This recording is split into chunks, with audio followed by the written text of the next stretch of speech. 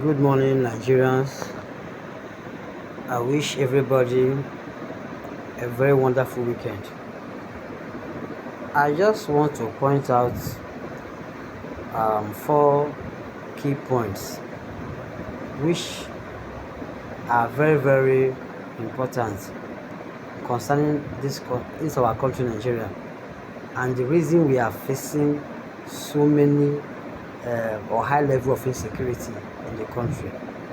Number one is the lawmakers in the country don't obey the same law that they themselves have made.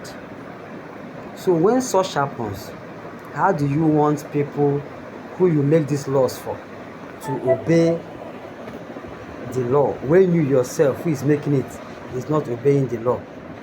That is not possible. Number two is see finish.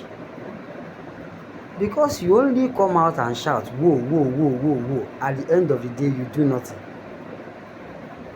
So, someone who is ready to commit crime will take full advantage of the fact that you only come out here and make noise and you do nothing. The person will tend to perpetrate all manner of evil and knowing full well that at the end of the day, you will do nothing. So, he or she will get away with such criminal activity.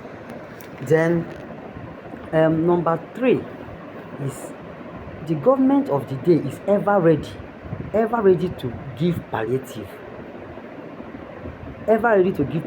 palliative when it is not necessary or when it is not needed.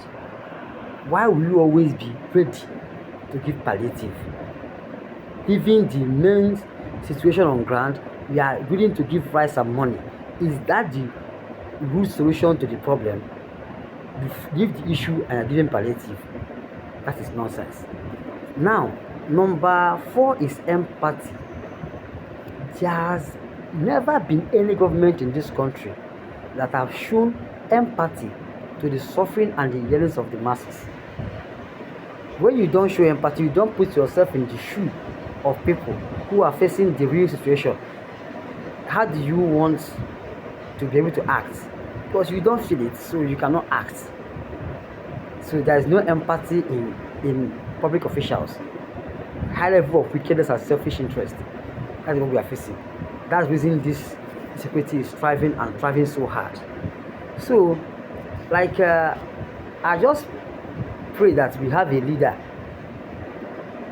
coming forth that will change this whole narrative and have the interest of